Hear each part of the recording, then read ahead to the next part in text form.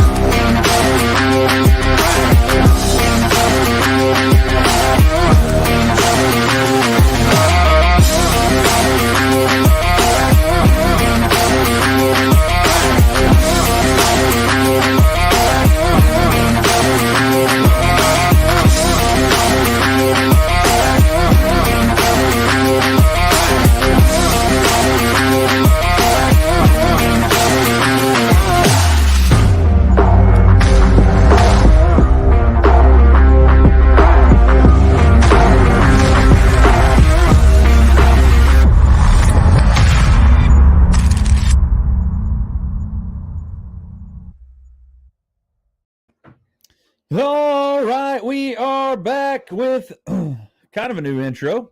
It's kind of something that I found here on my computer and decided to use it today. But again, thank you for joining this episode of On Another Line Live. I'm glad to see you guys out there. Looks like we have 10 of you guys out there.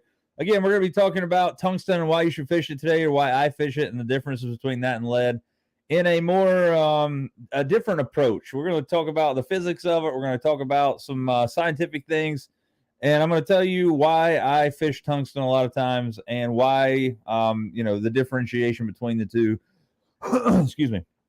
But a lot of things coming up really quickly. I want to first thing say that this episode of On Another Line Live is brought to you by the Tackle Box in South Point, Ohio. 311 Solid Road. Wow. I think it's 311 Solid Road, South Point, Ohio. They have their annual open house coming up in February. It's the 11th and 12th, if I'm not mistaken. It's the second weekend of February, Saturday, Sunday. There's going to be some crazy deals there. I'm going to tell you, if you want to get your hands on an NRX Plus rod and you don't want to break the bank, I can guarantee you if you show up on one of those days, I'm going to be able to put an NRX in your hands for way cheaper than you have ever seen them before. Greg Drown has almost every one of them in stock. He has like 135 of them in stock right now, unless he's sold any this week, which he couldn't have. He's been closed due to inventory, I believe, for this past week and a half or so. But again, brought to you by the Tackle Box in South Point, Ohio. How you guys doing out there this evening? I hope you guys are doing great. Got them Wayne boys in the house. Tennessee Bassmaster, man. I can't wait either, bro. Glad to have you back. Just to talk about what has happened over the last few weeks. We have, again, got some tungsten in. This is On Another Line tungsten. I have made a decision that I'm not going to ship this stuff unless you're wanting to pay the shipping, but I am going to sell this stuff at record low prices. I'm not making a cent on these things. Like, for example, I have 100 of these 3/4 ounce warm weights. They are first come, first serve, but these things are like $7 in the stores for one 3/4 ounce worm weight. I'm going to sell this one right here to you for $2. You heard that right, $2. Same deal with all the other stuff. Again, I am going to be local. I will have them at the Tackle Box as well for the open house. I will not be selling them in the Tackle Box, but if you're there and you like to get your hands on some, I can walk you out to my truck and sell them there.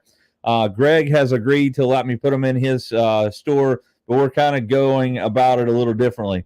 Guys, this packaging right here, the reason I chose this packaging is that the reason I am not trying to make profit off this. I've done this for a marketing scheme, if you will.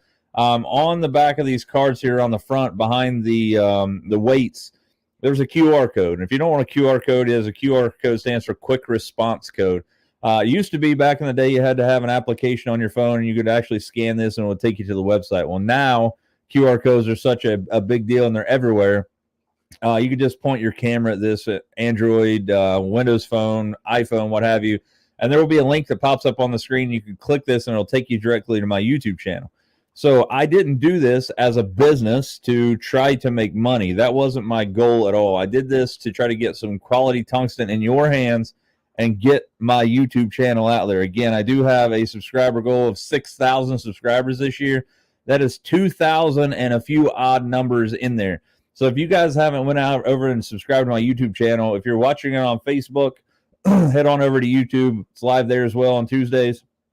The OnAnotherLine Live or the OnAnotherLine YouTube channel is about 20 away from 4,000. So I'm looking at 2,020 for the 2023 fishing season. I'm going to be producing a lot more content. Like, for example, on Thursday, you guys are going to see a video of me breaking down this, talking about live as far as tungsten versus lead in a more, approachable manner where we can actually look at it. And I'm going to be fishing a lot more, which we're going to be talking about. That's all good. So again, I appreciate you guys sticking around for this episode of OnAnotherLine Live. So let's get into it. So if we're taking, something like, tungsten versus lead, this is always it's like which came first, the chicken or the egg. And in my opinion, I think there's advantages for both. Let's look at, the differentiation between, and now like lead and tungsten are not the only players in lead weight or in weights for fishing. I've seen some people actually using bismuth. There is a company that contacted me the other day wanting to do a partnership on my channel. I don't know that it's going to happen or not. They're fishing baits and stuff, just not anything that I can get behind. They don't make anything for bass baits, in my opinion. But that company is making weights using bismuth, which maybe is something new on the market or what have you. But so we're just going to talk about tungsten versus lead. And we're going to talk about why the differentiation is there and why you should choose. Or I'm not trying to persuade you to fish one or the other, because I think there's advantages and disadvantages to both of them. But I'm going to tell you why I have switched to fishing a lot of tungsten, but I also do fish some lead products. We're going to talk about why that is and what it is. So now let's think about this. Again, lead versus tungsten. What's the difference? Well, let's think about lead. Lead is something that's been tried and true. We've all been, let's face it. We are in that world where a lot of us that are out there watching, especially the older ones of us, grew up with lead paint. And, there's so much stuff like leaded gasoline. That was way before my time. But there's a lot of stuff that had lead in it. As technology goes on, as far as we as humans trying to figure out what is bad or worse for us than any other chemical compound like that, we have found that lead is really, really dangerous for you in certain circumstances.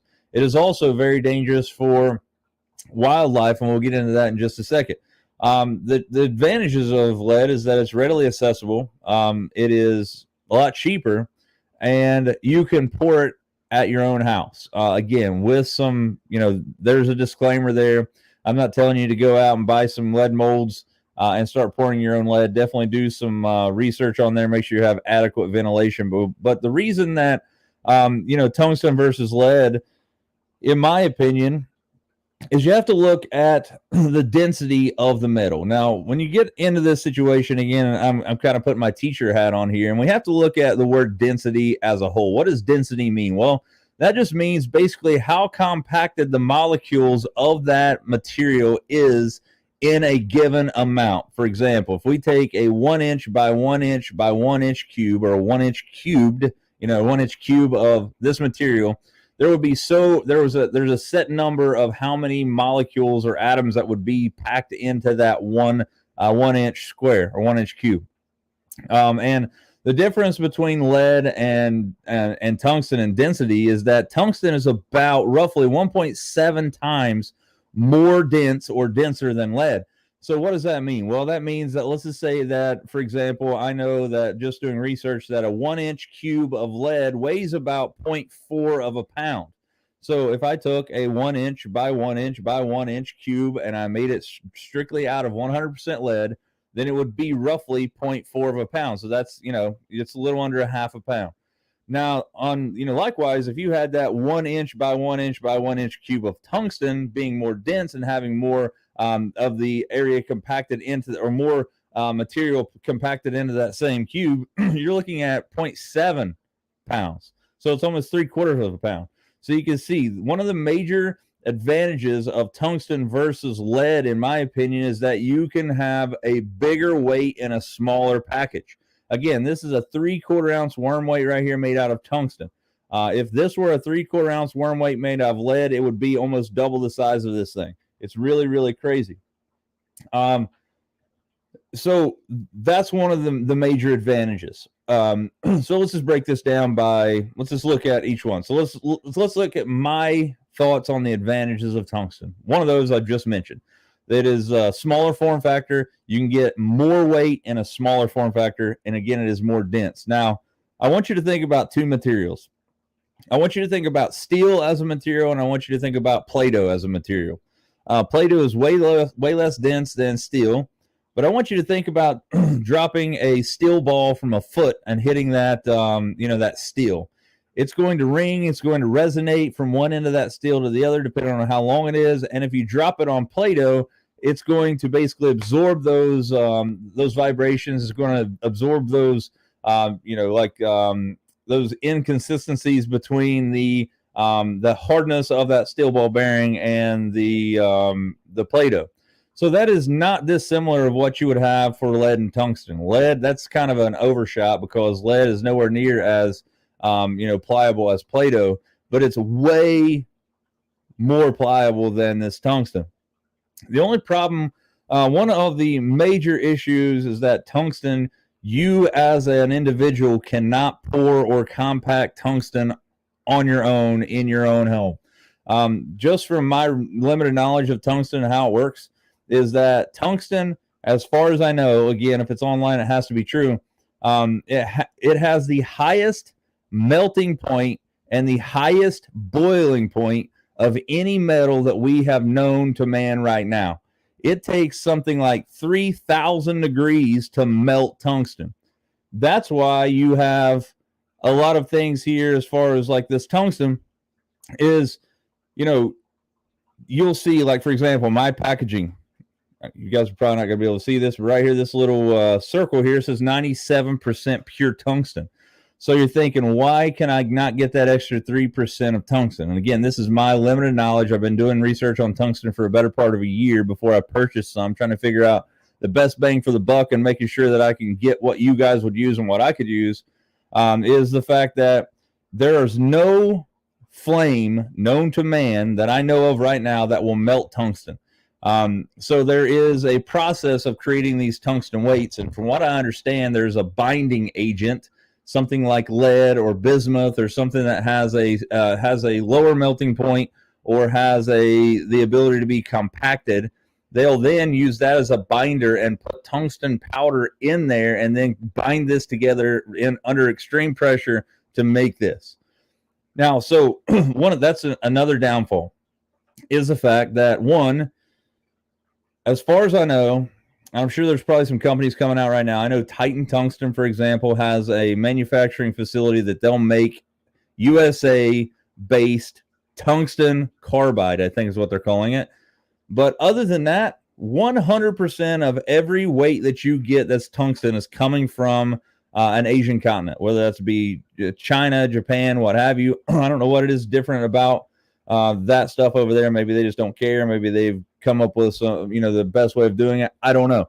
But I just know if you're buying tungsten from Strike King Tour Grade, or you're buying Titan Tungsten, or you're buying Eco Pro, a lot of this stuff I can guarantee you is coming from China or Japan, because that is where 99% of it is made. The issue with the Titan Tungsten, if you look on their website, their tungsten that is USA made is like almost 100% more expensive. Like this weight right here, like for a 3/8 ounce weight, would cost you like $9 or $10, which is crazy. But I'm sure there's a giant overhead doing that. And trust me, I looked at trying to buy tungsten from the United States, and there's just not anybody that I know of that is manufacturing tungsten weights in the United States. So again, so we're talking about it's the highest melting point and the highest boiling point of any metal known to man. It's over 3,000 degrees Fahrenheit. So there's no way for you to just like go out and buy some tungsten powder, throw it in a kiln or a whatever, whether it be a melting pot or whatever. You're not going to get it hot enough.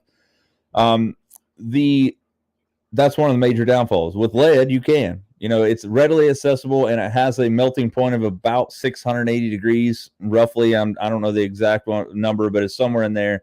But it does have some downfalls to it. So I guess I will say that I use tungsten if I have bottom contact baits. If not, I'm throwing lead, and there's other options for that too. I am a huge proponent of throwing lead baits. Hey, Luke, I appreciate it, man. So when you look at lead baits, for example, you guys know that my channel here is affiliated with Do It Molds. I am affiliated with Do It Molds, not because they just randomly searched me out, is the fact that they saw me producing videos on YouTube with their products. Guys, I do pour my own baits. The biggest issue that comes in with that is there's a pretty substantial overhead with pouring your own baits. You're going to have molds. You're going to have the, the lead pot. You're going to have the hooks. You're going to have the hardware. You're going to have to do this. But I find it therapeutic to pour my own baits in the wintertime. I stock myself up. I stock my buddies up all winter. I clean my rod and reels, and we do it again in the spring. But the differentiation between that is that a lead bait is going to cost me pennies on the dollar compared to a tungsten weight because I can't manufacture them myself.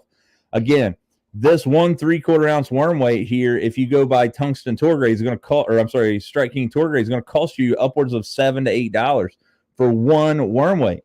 Now, you got to think about that. If I'm flipping and pitching, I'm throwing this stuff in the heaviest cover I could get it into. And you got to be thinking, wow, Waller must have a ton of cash he just wants to throw away. It's not the case at all. I do break these things off. Everybody's doing that, or everybody does that eventually. You're going to break one of them off. But the reason that I fish tungsten is for the density. We talked about it being 0.7. So it's about 1.7 times more dense than lead. So what does that equate to in fishing wire? Well, here's what I'm going to tell you. Again, going back to the steel versus Play-Doh scenario there. If I have lead, I'm going to equate that more to the Play-Doh side of things. Again, that's definitely an exaggeration there because it's not obviously moldable in your hands or whatever, but it is way more moldable than some tungsten weights. So let's just say that I'm dragging a lead weight and it drops off of one rock and hits another. Well, that lead does compress a little bit because it is not as dense as tungsten. So what that equates to is that some of that rock is actually taking up some of the vibration of your bait hitting that rock. And you may be thinking, why the heck do I care about my bait hitting a rock and being able to feel it? Well, it's not the rocks that I'm worried about feeling. It's the bites that are getting in those rocks that allow me to, that I want to feel those. So I feel like that if it's a bait that I throw a lot and I'm going to lose a lot, for example, like,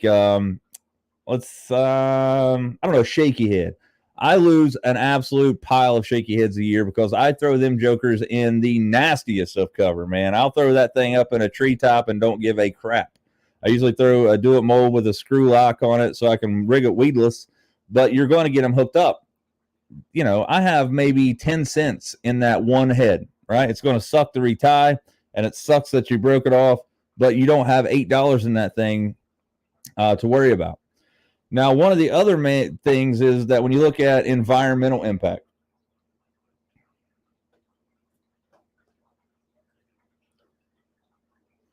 $24 1/8-ounce tungsten weights for $60.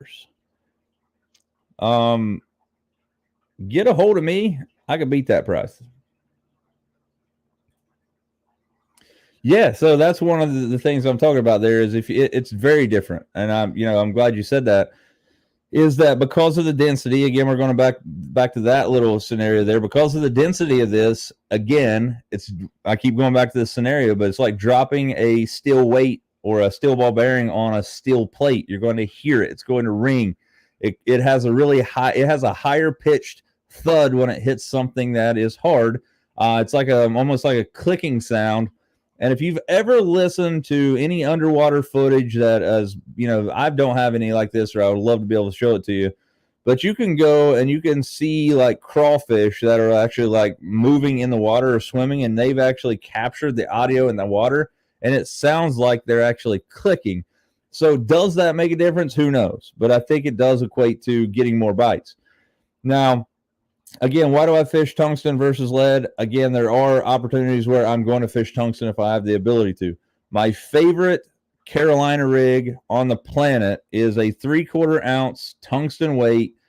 Below the weight, you're going to have some sort of barrel swivel, actually be a bead in the barrel swivel, and then how much ever line you have. I usually have about 18 to 24 inches of line. And then you're going to tie some sort of bait on there, whether that be a Texas rig bait or what, like offset shank worm hook or what have you. But having the ability for this tungsten to be super heavy and super small, especially on a Carolina rig, allows me to get this thing through places that I would never throw a 3/4 ounce lead weight. I will lose less money if I lose the lead weight, but I'm going to tell you, especially with this worm weight design here, the way it's kind of torpedo shaped, is that this will come through rocks and grass and lay down and stuff way better than a big thick worm or a big thick like egg sinker will or 3/4 ounce lead. The other great thing about this is that being so small and having that ability for that Carolina rig to basically slip through this line, it allows the fish to pick up the bait on that end and be able to pull on it and allow me to feel the bait move more easily. Because a lot of times what happens is when a fish moves it, they're going to move that weight maybe a minuscule amount. If it hits a rock or something, that's going to translate up the rod and into your hands. Now that all becomes there's a lot of stuff to throw into the equation here. You're going to have to look at the rods you're using. You're going to have to talk about the reels you're using. And most importantly, you're going to have to think about the line you're using. There is a definite differentiation or definite distinction between mono to fluorocarbon and mono to braid and even braid to fluorocarbon. There is a definite amount of vibration that actually gets transferred through that media or through that substrate. If you're throwing mono, in my opinion, I don't know why you would be using tungsten. You can still feel it, but in my opinion, if you want the most sensitive rig that you can possibly throw out there, I'm going to throw tungsten and I'm going to throw fluorocarbon. If I'm going to be throwing something like a really heavy punch rig, like I'm going to be throwing this thing in grass, sure, I will break it down, throw like 60-pound Power Pro Super Slick V2. But one of the things that I do, and this is I think Mike Iaconelli covered it the other day. I think it's Spike It now that actually creates it's like a Sharpie, but it's a line collar Sharpie that has like a slit in the middle of the tip, and you can just go up and down the line, and it collars both sides of the line at once. So I'm going to collar about 2 foot of that line, 18 inches of that line black, because I feel like that equates to more bites too. But again, if I'm throwing a big, giant, heavy tungsten weight, let's just say that I go down and go to Florida and I want to be pitching lily pads. I'm punching these lily pads. It's probably not unusual for you guys out there to be throwing a half or an ounce and a half weight. Well, I'm here to tell you, tungsten is going to make a huge difference in that point. Because again, an ounce and a half tungsten is going to be way smaller than an ounce and a half lead weight. We're talking giant for an ounce and a half, especially lead. It's going to go through the cover a lot better. It's going to allow you to get it out of the cover a lot better. Hey, Scott, what's up, buddy? Yeah, so the sensitivity is definitely way better. Max Quattro braid, I have. Also made by Power Pro. I like it, but in my opinion, we did a video on this a few years ago. But if you haven't had a chance to watch the breakdown of the braid video that I done a few years ago, you should go definitely check that out. But speaking specifically on Power Pro braid, that's what I use. So that's the only thing I feel like I'm knowledgeable to talk about.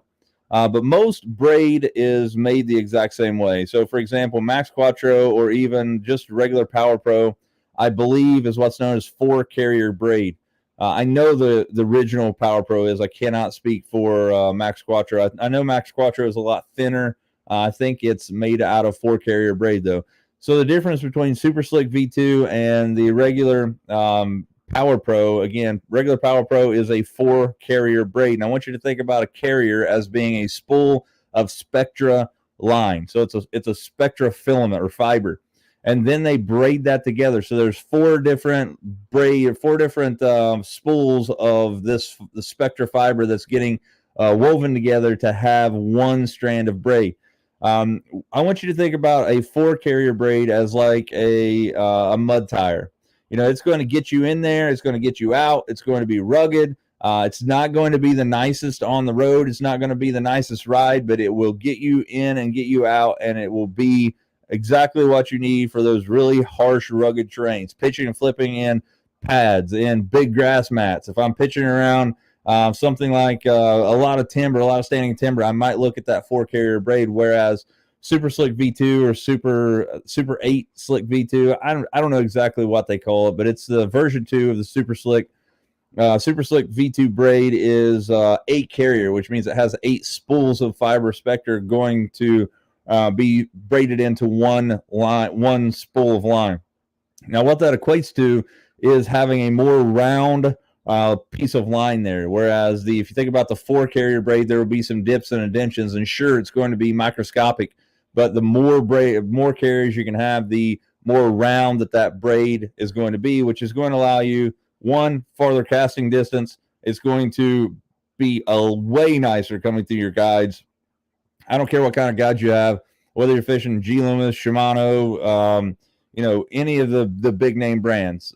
They all have amazing guides, but I can guarantee you're going to tell a difference on that Super Slick, that 8-carrier braid, as opposed to a 4-carrier braid.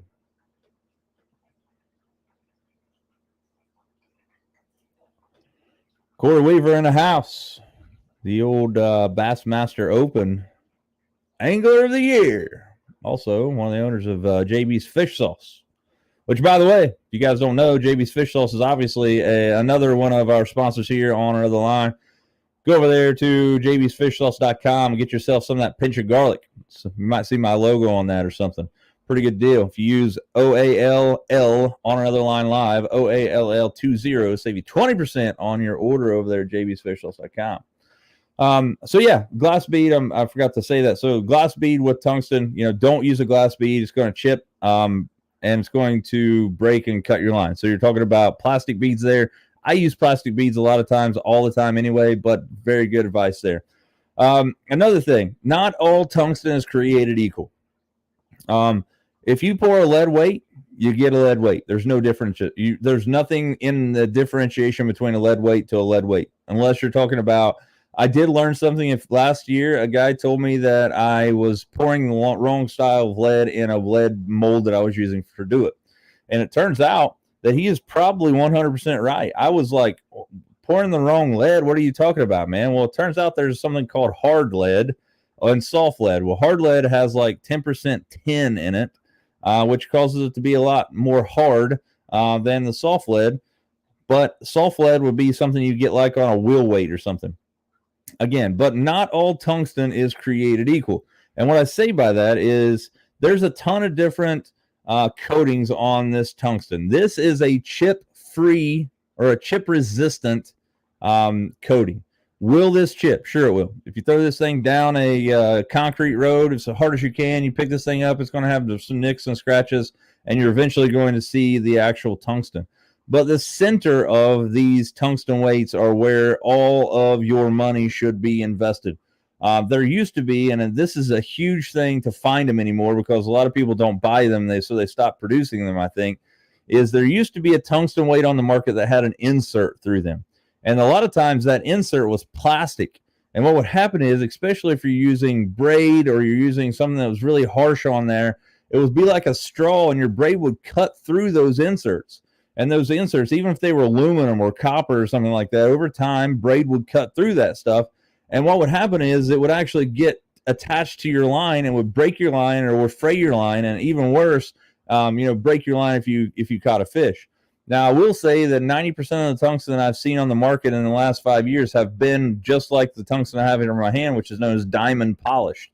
They take some kind of diamond hone and run it through this and get it as smooth as they possibly can to get rid of those nicks and abrasions and things with the tungsten weight. So again, just to recap so far what we talked about with tungsten and lead, tungsten is really hard to mold. 99% of it's coming from China. You never know what you're going to get. It's extremely expensive. And lead, it's readily accessible. You can go to your local tire shop, and a lot of times, guys, like I go to my local tire shop about twice a year, and they practically beg me to take this stuff because they're having to pay to recycle it, and it's really expensive. So they would much rather give it to me and have me pour baits on it with it as opposed to them having to recycle it. If you're into the bait pouring deal, there is a process of getting that cleaned. Maybe I'll do a video about that soon. But I just go down and like literally they know me. I go down there about once a year, usually about July or something. I go down and I talk to the guys that own the tire shops, and they always have like 2 5-gallon buckets full of wheel weights for me. Now, what we're seeing now as far as lead now is that manufacturers, especially new car manufacturers on wheels, they're doing away with lead wheel weights. Again, one, because it's harmful to human beings' health if it's ingested, or the vapors and stuff are breathed for a long time. But it's harmful to the environment in certain ways, and we'll talk about that in just a second. But now, like I said, this last time I got a 5-gallon bucket full of what I thought was lead weights from them. Probably a quarter of them were nothing more than a steel slug that had something through it. Which, again, I understand why that is, but I do know that maybe lead in the next 10 years, maybe it becomes really hard to get.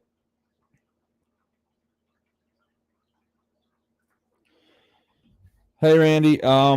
The Columbus show is during the open house at the Tackle Box, so I will not be there.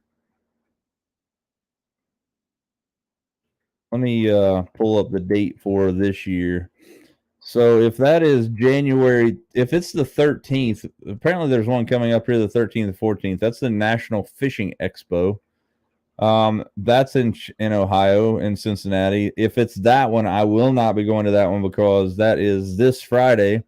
And guys, this is something else we'll talk about in just a second, but that's the day before my giant gig, which we'll talk about in just a second. But if you're talking about the one on January the 20th, I don't know though. That's on a Friday. I guess this fishing expo, which is Friday, unless I'm seeing something different here. Greater Cincinnati Fly Fishing Show, National Fishing Expo. Again, that's I guess that's this weekend. So if that's the case, I would love to, but I will not be able to make those, I guess. Yeah, man. Nate, dude, let me tell you what. I've been throwing the crap out of that Pocket Slim. I've been cutting it down, putting it on a Ned rig or a triple threat jig made by Blue Rock Custom. Let me tell you, amazing. I actually got this hat free from Jared Caesar the other day. It actually came from the fellas, over at Tactical Bassin, which is pretty cool. So I'm working on trying to get Matt and Tim on the show. Hopefully they can hop on here eventually and get, one of those guys or both of them on there at separate times to talk fishing. But I like the hat too, man. It was he's like, hey, man, there's a couple hats there. If you want them, you can have them. Net bait. I'm like, I am in, dude. Thank you. So anyway, now let's look at some of the other things. Let's look at environmental impact. Environmental impact of lead versus tungsten. This tungsten weight, the environmental impact of this thing is the fact that it's going to break my bank every time I break one of these things off. Again, if I'm paying $7 for one of these things, a little tough to stomach if I'm breaking several of them off a day. Lead weights, on the other hand, is not so bad. Now, here's the thing. I started wondering why everybody said it has harmful effects on wildlife and the environment. Because my thoughts was, how in the heck can this be harmful from the environment? Because it is brought from the environment. This is not man-made material. This is a natural occurring, element on the earth, and we mine it, and then we have it. There's a lot of different things that have lead in them. For example, AGM batteries or lead core batteries have plates of lead in them. That's why they're so daggone heavy. Especially, lithium batteries, little different story there. But if the thing about this is I had to do some research. Why is it harmful to the environment? And guys, the only thing that I could see that they were really worried about is that Let's just say that, and we've all done it. I know everybody out there that's ever fished with a lead, like a split shot weight. When we were kids, I guarantee you threw those on a piece of line and you put it in your mouth and you bit it to close it together. And if you say you've never done that, I'm calling BS, because you've done that. And it's not good for you. So don't do that. Give you some pliers, but eventually somebody's done that now in their life. I agree. I agree wholeheartedly with that. I like the pocket chunks. There's just so much about it that I really like. I'm digging more into their trailer stuff. But like I said, I've been cutting that pocket slim right at the first smaller legs and then putting them on that triple threat jig from Blue Rock Custom. And man, I tell you what, it is an absolute perfect micro jig trailer. And it fits that jig to a T, especially the 1/4 ounce what I throw.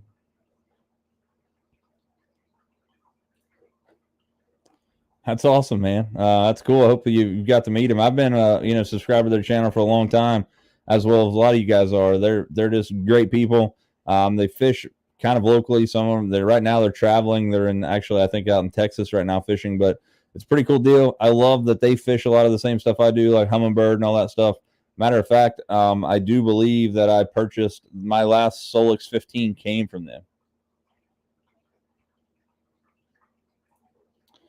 Hey, Jeff, what's up, buddy? Thanks for joining us. So,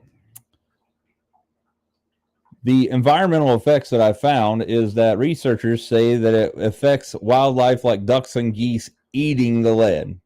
If they see a split shot, it's really nice and shiny. Most things in the real world like shiny things. For example, let's look at human beings. We go for gold. We go for silver. We go for platinum. Like raccoons are the same way. Bass are the same way. They like shiny objects. It replicates a lot of things in nature. So if a goose or a duck or something sees this on the ground and they eat it, it's going to go into their system and then eventually get brought into their bloodstream and give that animal lead poisoning. Now, I think that's kind of a far stretch to think about that, because a lot of times when I break off lead, it's not on the bank. And sure, I've left some things in trees and all that stuff when you can't get to them, but I feel like that, a lot of the stuff I'm breaking off is in the water. So is that lead eventually getting put into the aquifer? Sure, it probably is. I guarantee it. But how much of that lead is actually naturally occurring in the bottom of that lake already? I don't know. I'm not a biologist. I'm not a geologist. I just know that I feel like that's hard to believe. And I think that there's a bad reputation about lead when it comes to just being lead. Sure, it is terrible for you. I'm not saying go out and eat it. I'm not saying breathe the fumes. I'm not saying do anything with lead. However, I do feel like that if you are careful and you're not doing this stuff every day of your life, I think you'll be okay.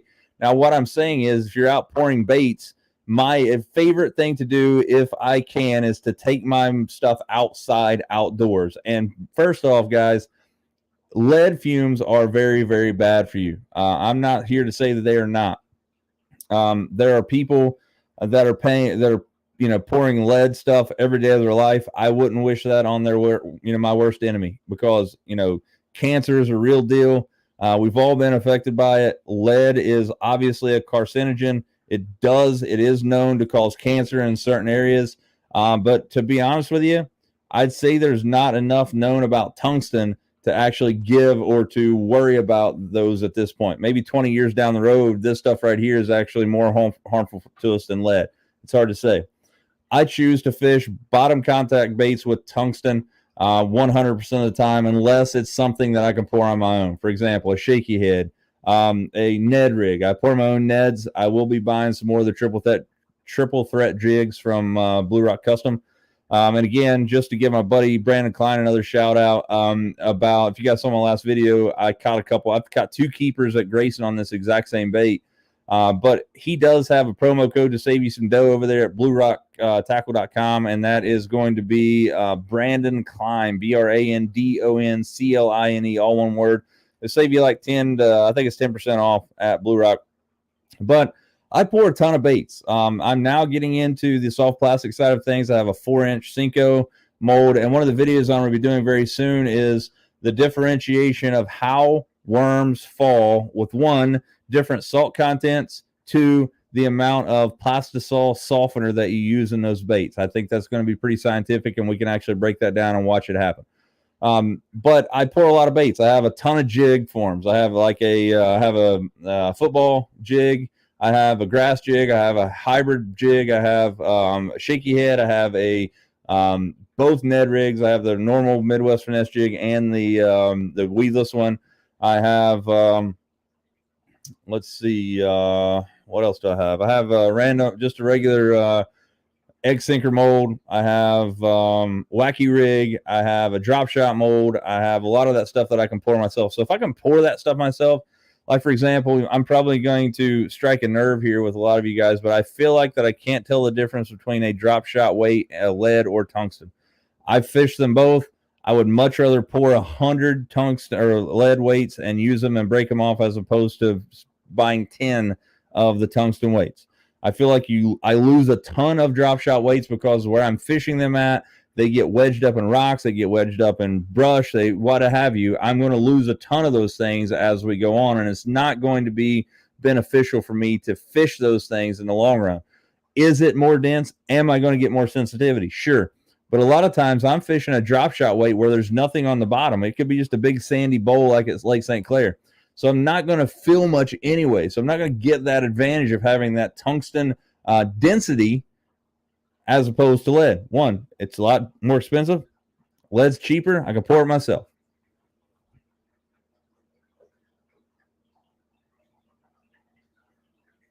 Yeah, Jeff, man. So do women. They love everything, everything shiny. Yeah. They did love walleye this year, apparently. 7 or 8 pounds of it. Crazy. Hey, Eric, what's up, buddy? Favorite braid to fluoro, lead or not? You always hear everybody talk about the FG knot, but that is a crazy one to tie. I'm simple, man. I keep it simple. I throw a uni to uni knot. I don't have a problem with it. Easy for me to tie. I can retie it 100 times a day and not have to worry about it. But that's what I throw. Most people are going to that FG knot. I did see a video on TikTok the other day. A guy actually explained it really, really well, how to tie it really quickly. Guys, hold on one second. Let me grab something to drink. I'll be right back in 2 seconds.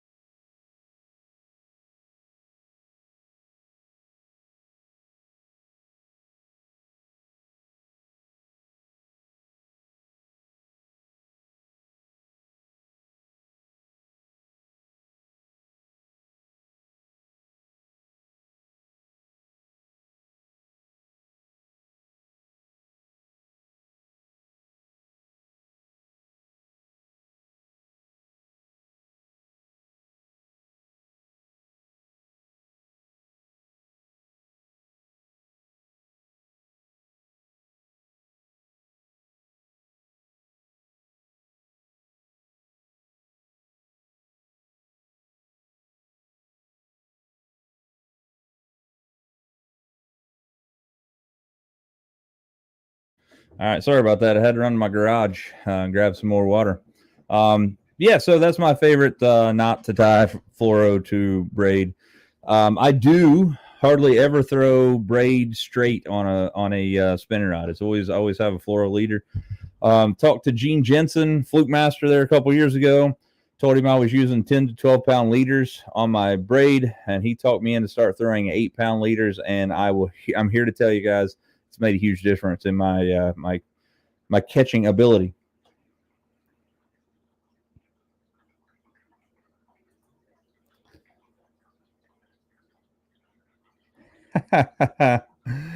Yeah, man, that's the way I feel about the old FG knot. Like it is an F and G hard time to tie it, but again, I like it the way it looks. The one thing I will tell you about a unity knot, you can hear it going through your guides, just the way it goes. It's a kind of a thick knot.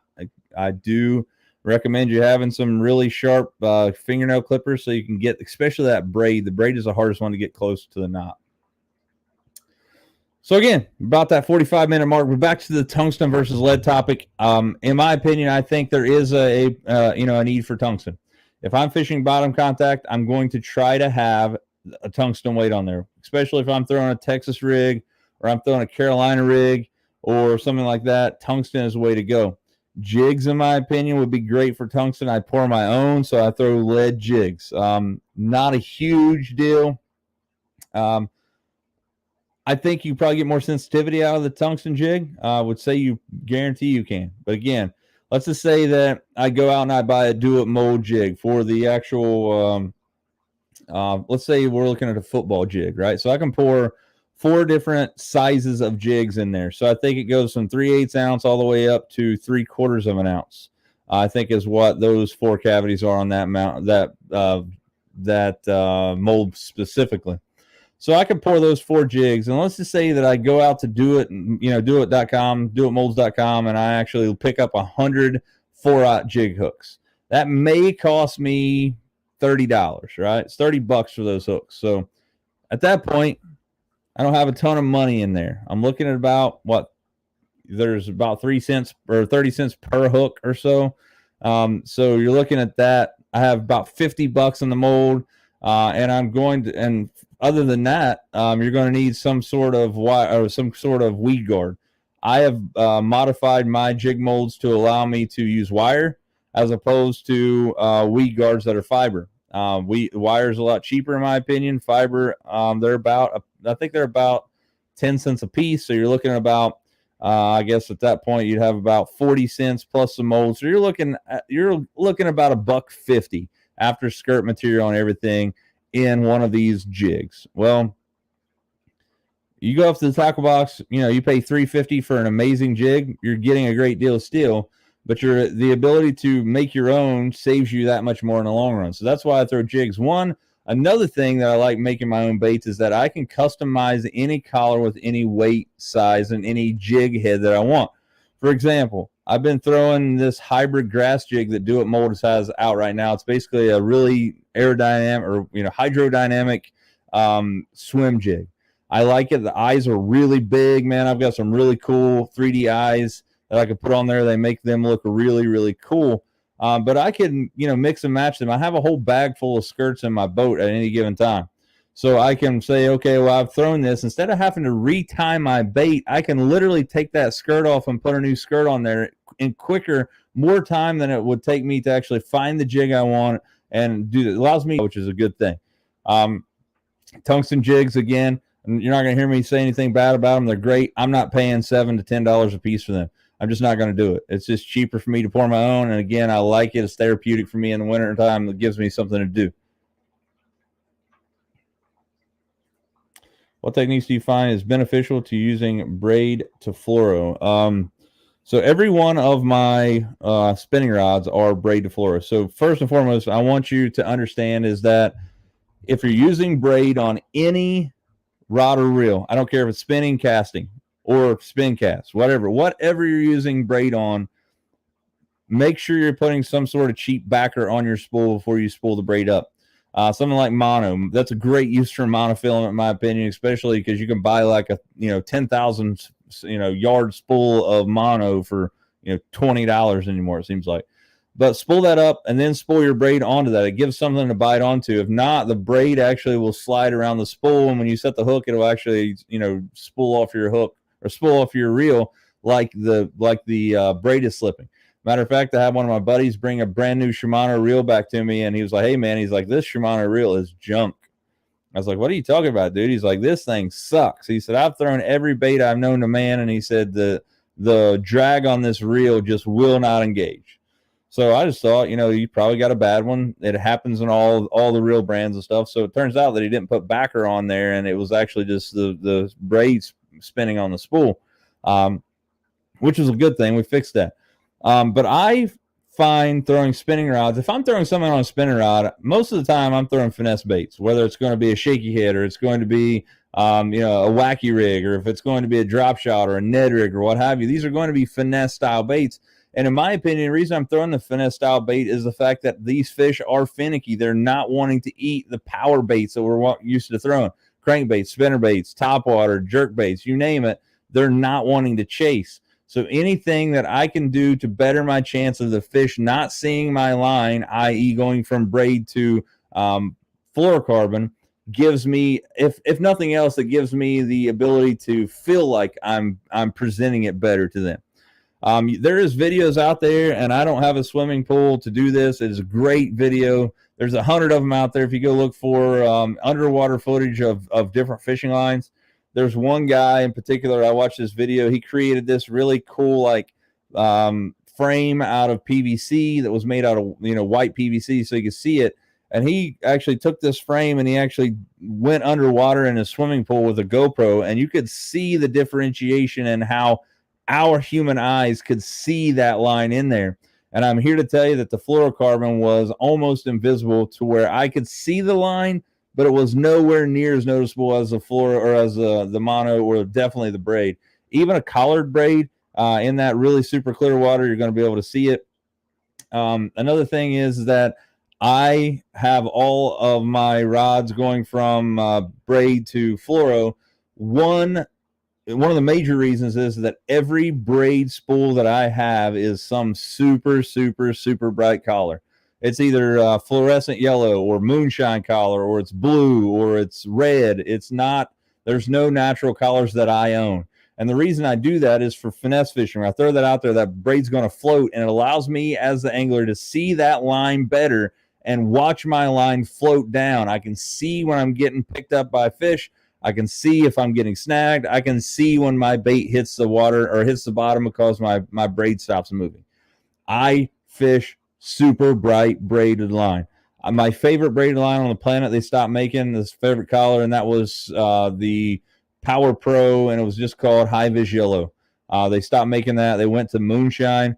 Moonshine is actually specifically made for night fishing, and it actually glows like crazy under a black light. I've only fished a couple night tournaments in my life, so that's not what I use it for. I use it because I can see it. So those are my advantages, I think. I think it gives you the ability to, to get more bites, especially if you're using, again, I cannot stress enough, I believe that I've doubled my fish catch ratio just from going to 10 pound going to 8 pound from 10 pound. And I'm talking about, I use the same thing.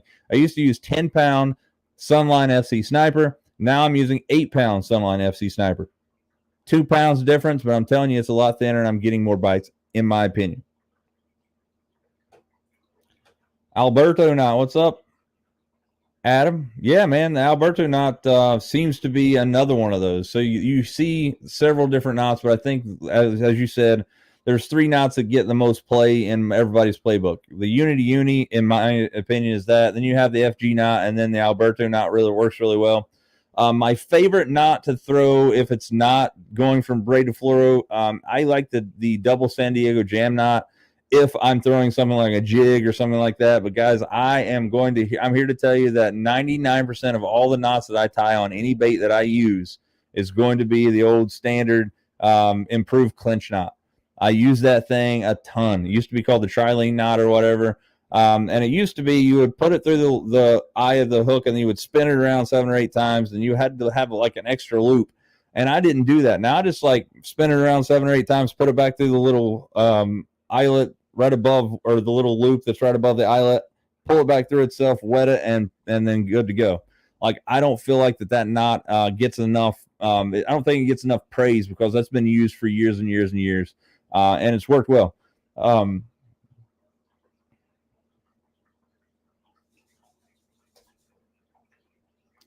Saw a mouse in our house, thanks to you. Yeah, so man, again, if you guys missed that, I had some mouse get in my boat 2 years ago, and it was multiple mice. It was a couple of them, but they chewed up 3 of my cork rod handles, and we're talking about IMX Pro, NRX, like stuff that I wanted to burn my whole garage down to kill the mice. It was terrible. So make sure if you have your rod stored in a boat or it's in a barn or what have you, you have the ability to kill mice if they enter that place. I have some mouse poison around. I have mice traps set everywhere. But yeah, they will eat cork. Trust me. Ask me how I know. Mark, I usually start out with roughly the length of the rod. So usually 6 to 10 feet, somewhere in there. Longer if I'm fishing. So it all depends if I retie a bait, and it depends on the style of fishing that I'm doing. If I am vertically jigging, if I'm pitching on bass that are on beds, smallmouth that's in 10 foot of water or less, I really don't need anything more than a couple feet of leader. But if you're fishing, if you're casting a really long ways, and that bait is causing your line to come up at a more, more acute angle from the bottom, that's going to allow your that line to be a lot closer to the bottom for a longer distance. So if I'm casting baits farther, something like a Ned rig for smallmouth that I'm casting really far at Lake St. Clair, I may do 12 feet. But I do think that there's a point where it becomes too long. I feel like that you shouldn't be reeling it up into your reel when you're actually casting it. That's just my personal opinion, because I feel like that not getting wrapped up in that braid on your reel is going to cause you to lose casting distance. So again, I would stick somewhere between 6 to 8 foot. But again, I would go up to maybe 10 foot at the max if I'm fishing really clear water and casting really far. Snakes, man. Snikies. So a couple of things that I've had in, not my boat, luckily. Mouse was enough for me. But 2 years ago, Kyle and I were fishing Grand Lake St. Mary's. And if you've never been to Grand Lake St. Mary's, it's up in middle Ohio there.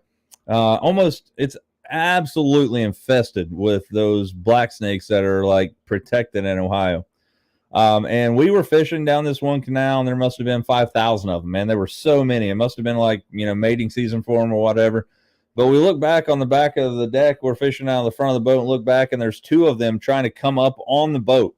And that was no bueno for me. So we're back there trying to get these snakes off of there, and they're non-poisonous, thank God. But, man, they are nasty creatures. I would not want to be startled by one of them in the dark for sure. But one of the craziest things I've ever seen in a boat was me and Kyle were cleaning out his brand new Z21 a couple years ago, opened up the rod locker, and there was a black widow about this big around that had made a nest in the corner of one of his rod lockers. So we killed that, and that was a pretty crazy deal too. Hopefully you got those snakes out, man. Guys, we're at that 1 hour mark. We're at 58 minutes, so I'm not going to keep you on here any longer. Again, just to recap what we talked about today, tungsten versus lead. I feel like tungsten has its place. If you're throwing bottom contact baits, I feel like it's okay to spend that money. Again, I do have 600 of these babies that I'm going to sell to you at a very, very, very discounted rate. I will have some at the tackle box for the open house. Again, I will not be selling them in the tackle box, so they won't be in there for sale. But if you want to get your hands on some, I can go outside and sell you some. Again, this has nothing to do with Greg. We're working out a deal to put some of these things in here. But at this point right now, I'm just trying to sell what I have to get the packaging killed me on the price. I can't put this package in Greg's shop and us both make money. It's just not going to happen. So we are looking at just buying bulk tungsten and just packaging them more simply, like putting like 5 of these baits in like just a small Ziploc to be able to save you a lot of money. So that's what's going on. But again, I do have these things. I have these things from anywhere from 3/4 ounce all the way down. So I have 1/2 ounce, 3/4, I have 1/8 ounce, I have 5/16, I have 3/16, and I have 8. So there's a lot of different ones. So you're going to get four in a package of the 3/16 and 8. So here's an 8 versus 3/16 here. You're going to get those. You're going to get 3 of the 1/4 ounce. 3 of the 5/16. You're then going to get 2 1/2 ounce and 1 3/4 ounce worm weight. Again, get with me. I will be able to sell this thing to you way cheaper than you can buy them in the store. And again, if you haven't went over there and subscribed to my YouTube channel yet, youtube.com/OnAnotherLine. I'd appreciate it if you would. My goal is to hit 6,000 subscribers by the end of this season. Right now, I'm not even hit my 2022 fishing season goal of 4,000 subscribers. But again, that comes with me not producing a lot of content, and that's on me. I'm taking ownership of that. But this year, I'm going to do things different. You guys are going to see a video series called Co-Angler Chronicles, where I'm going to be fishing as a co-angler in several larger tournament series, and I'm going to be talking about my travel and how I'm breaking these things down, and talking to my boaters and how I plan on breaking stuff down. You guys are going to also see some new stuff coming up. I am in the process right now. I'm very, very, very thankful that there are some local businesses in my area that have reached out to me wanting to sponsor the show. So with that being said, the next thing that I purchased for my boat is going to be a 360 transducer for my new birds, which is going to be really good. Nate, I'm sure you saw that thing that I sent you there about Vesuvius. That's going to be legit. I'm not going to give you guys any more information about that because that is my absolute hammer hole in the spring. But there's something really cool happening out there at Vesuvius. Hey, Fred, what's up, buddy? Thanks, man. You have a great week as well. Hey, Matt.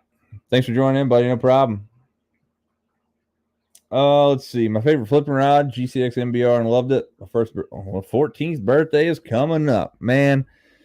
So if budget was out the window and I could buy any rod I'd want for flipping and pitching, it is absolutely the NRX Plus 894C JWR, the jig worm rod, 4-power. So, again, I've talked about this 100 times on my show, but if you guys are unfamiliar with how the NRX lineup of rods are actually broken down to what they are, the first two numbers of the model is the length in inches.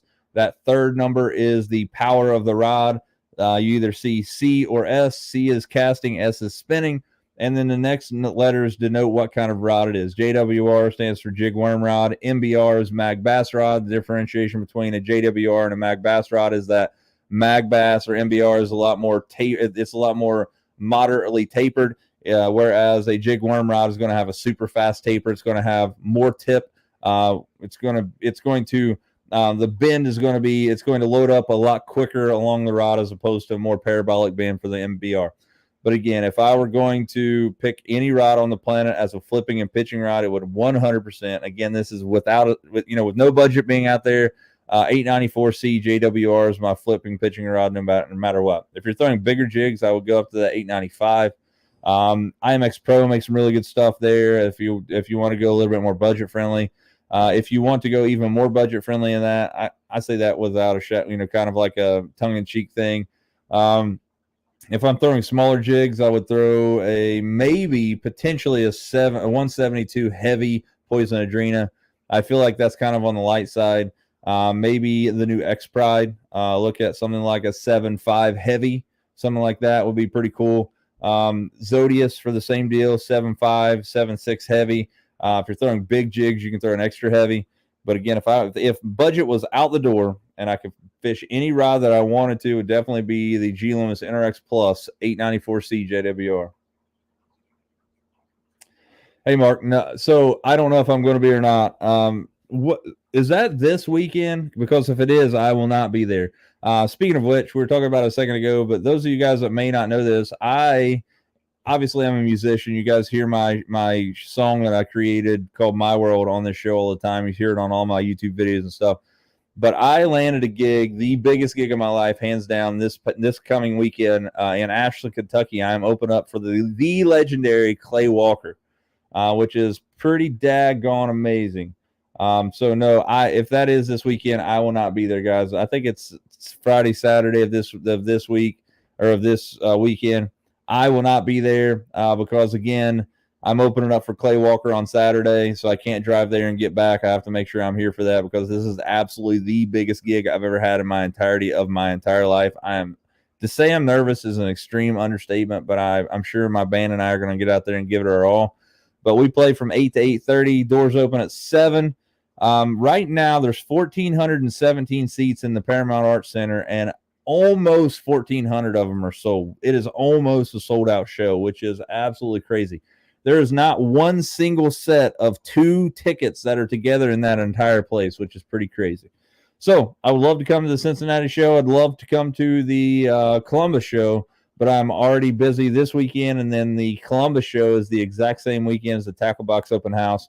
And again, the reason I get these really cool deals with Shimano and G Loomis is the fact that I'm affiliated with them through the Tackle Box.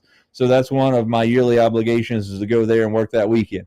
Go there and see some of you guys, help them out, and I can give you my limited knowledge. I say limited, but I know a pretty good amount about G Loomis and Shimano fishing gear. So if you want to get your hands on an NRX Plus and you're from my area, or I guess even driving distance between here and South Point, Ohio, or wherever you're at, it's worth a couple-hour drive up there. It's a giant store. They have pretty much anything you want. Again, they're going to have, right now there's almost 140 NRX Plus in stock in one building, not counting the GCX, or you're looking at the IMX Pro, or the GLX, or the Shimano rods. There's going to be a ton of information there. Drew Sadler from Shimano will be there, myself. Jacob Crappy will be there. I'm sure Nate Witt will be stopping around if he's not working there. There's going to be a ton of people there that are going to be knowledgeable about pretty much anything you need to know about fishing. So my advice to you is stop up there. Again, I can't tell you the price right now, but I guarantee if you're looking to get your hands on an NRX Plus, they probably have it in stock. And 2, you're not going to find a better deal on this thing in anywhere on the planet. I can almost guarantee you, for that weekend and that weekend only. And man, I appreciate it. Every time you listen to it, I make like a 100th of a penny. So keep on streaming.